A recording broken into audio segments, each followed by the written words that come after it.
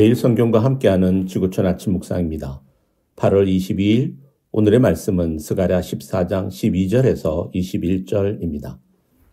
예루살렘을 친 모든 백성에게 여호와께서 내리실 재앙은 이러하니 곧 섰을 때 그들의 살이 썩으며 그들의 눈동자가 눈구멍 속으로 썩으며 그들의 혀가 입속에서 썩을 것이요 그날이 여호와께서 그들을 크게 요란하게 하시리니 피차 손으로 붙잡으며 피차 손을 들어 칠 것이며 유다도 예루살렘에서 싸우리니 이때 사방에 있는 이방 나라들의 보화 곧 금, 은과 의복이 심히 많이 모여질 것이요 또 말과 노새와 낙타와 나귀와 그 진에 있는 모든 가축에게 미칠 재앙도 그 재앙과 같으리라.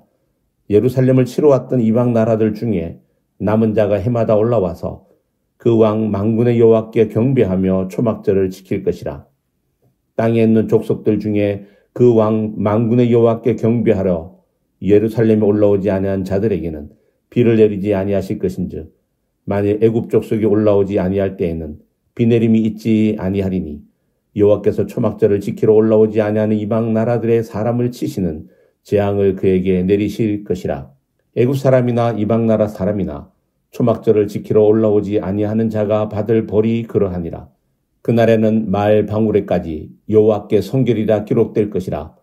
여호와의 전에 있는 모든 솥이 제단 앞 주발과 다름이 없을 것이니 예루살렘과 유다의 모든 솥이 만군의 여호와의 성물이 될 것인즉 제사 드리는 자가 와서 그 솥을 가져다가 그곳으로 고기를 삶으리라. 그날에는 만군의 여호와의 전에 가난한 사람이 다시 있지 아니하니라. 오늘로 스가랴서의 묵상을 마치게 됩니다. 한 번 더 정리하면 스가랴서는 바빌론 포로에서 돌아온 이스라엘 백성에게 주어진 하나님의 위로와 소망의 메시지입니다. 성전을 재건하라는 촉구에서 시작하여 장차 오실 메시아와 하나님의 나라에 대한 예언으로 이어지는 이 책은 결국 하나님의 백성이 어떤 소망을 붙잡고 살아가야 하는지를 보여줍니다. 오늘의 본문인 마지막 14장은 그 모든 메시지의 결론이자 절정으로 하나님을 대적하는 열방은 반드시 심판을 받고 오직 여호와를 예배하는 자들만이 생명과 축복을 누리게 됨을 선포합니다. 그런 면에서 스가랴서는 성경 전체에서 말씀하시는 하나님의 구원 역사의 진리를 함축해주는 말씀이라고 할 수 있는데 특별히 본문은 궁극적인 하나님의 나라가 임하게 될 때 인간은 두 가지 방법으로 하나님께 영광을 돌리게 될 것을 예언합니다. 첫째는 예배를 통해서 하나님께 영광을 돌리게 됩니다. 16절은 이렇게 기록하고 있습니다. 예루살렘을 치러 왔던 이방 나라들 중에 남은 자가 해마다 올라와서 그 왕 만군의 여호와께 경배하며 초막절을 지킬 것이라. 구약은 제사 시대입니다. 하지만 오직 이스라엘 백성들만이 예루살렘 성전에서 제사를 통해 하나님께 영광을 돌렸습니다. 이방인들은 그 예배에 참여할 수 없었습니다.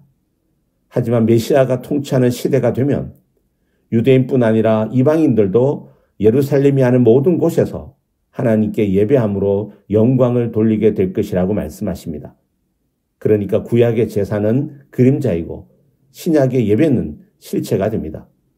구약의 제사는 민족적인 제한이 있지만 신약의 예배는 제한이 없습니다.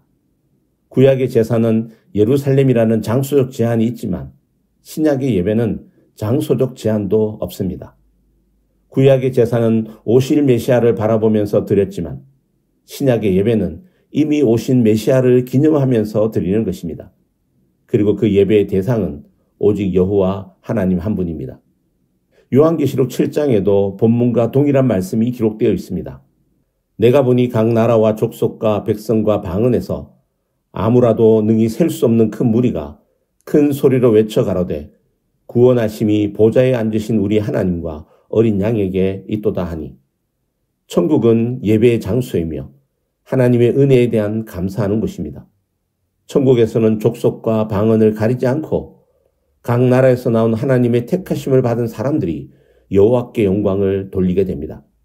그러므로 하나님의 백성들은 이 땅에서도 예배에 최선을 다하며 중요하게 생각해야 됩니다. 예배는 하나님을 만나는 시간이며 하나님은 예배를 통하여 그분의 자녀들에게 복을 주십니다. 창조주시며 구원자이신 하나님을 예배하는 것은 성도의 특권이며 축복입니다. 신령과 진정으로 예배함으로 하나님께 영광을 돌리는 성도가 되시길 축복합니다. 둘째는 거룩함을 통해서 하나님께 영광을 돌리게 됩니다. 20절을 보면 그날에는 말 방울에까지 여호와께 성결이라 기록될 것이라. 예루살렘과 유다의 모든 솥이 만군의 여호와의 성물이 될 것인즉, 여기에 사용된 여호와께 성결이라는 말을 아무 곳에서나 사용할 수 없습니다. 하나님은 오직 대제사장만이 머리에 쓰는 관 앞에 순금으로 여호와께 성결이라고 새겨서 달라고 명령하셨습니다. 그런데 오늘 본문에는 제사장뿐만 아니라 말 방울에까지 여호와께 성결이라고 기록된다는 것입니다. 말 방울은 말의 목에 달아서 말이 움직일 때마다 소리가 나게 하는 것인데, 메시아가 다스리는 나라가 되면 의미 없고 천하고 보잘것없는 것까지도 다 여호와께 성결이 취급되는데, 그 모든 솥과 그릇도 다 성물이 된다는 것입니다. 성결이라는 것은 윤리적으로 도덕적으로 흠이 없다는 의미도 있지만 그것보다 더 중요한 의미가 있습니다. 하나님께 따로 구별되어 사용된다는 것입니다. 하나님께서 쓰시면 다 거룩한 그릇이 됩니다. 그럼 이것은 무슨 의미입니까? 구약시대에는 대제사장 같은 사람들만 하나님께 구별되어 사용되었지만, 메시아 시대에는 천하게 여김받았던 사람들도 구별되어서 거룩하게 쓰임받음으로 하나님께 영광을 돌리게 된다는 말씀입니다. 종교개혁자 말틴 루터는 14절을 이렇게 해석했습니다. 신약시대가 되면 제사장과 평신도의 구별이 없어지고 모든 신자가 거룩한 제사장의 직분을 감당하게 된다. 여러분, 그러므로 거룩한 사람은 하나님께서 쓰시겠다고 할 때 아낌없이 자신을 드리는 사람입니다. 사랑하는 성도 여러분, 오늘로 스가랴서 묵상을 마치면서 우리는 분명한 두 가지 단어가 마음에 새겨지기를 원합니다. 여호와께 예배, 그리고 여호와께 성결입니다. 예배는 우리 삶의 중심이자 존재 목적입니다. 이 땅에서 드리는 예배는 하늘의 예배를 미리 맛보는 것입니다. 그러므로 우리는 마음과 정성을 다해 진정으로 예배하는 자가 되어야 됩니다. 성결은 특별한 몇 사람만이 아니라 모든 성도의 삶에서 드러나야 합니다. 우리의 일상과 직장, 가정과 삶의 모든 자리에서 말과 행동까지 하나님께 드려지고 거룩해져야 합니다. 오늘도 우리는 이렇게 물으며 하루를 살아갑시다. 나는 지금 예배하는 자로 살아가고 있는가? 나는 지금 거룩한 자로 하나님께 쓰임받고 있는가? 자비로우신 하나님, 오늘 스가랴서 말씀을 묵상하면서 다시 한번 우리의 존재 목적을 깨닫게 하시니 감사합니다.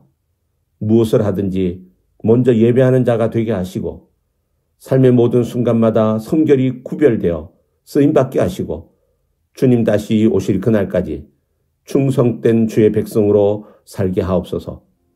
예수님의 이름으로 기도드립니다. 아멘.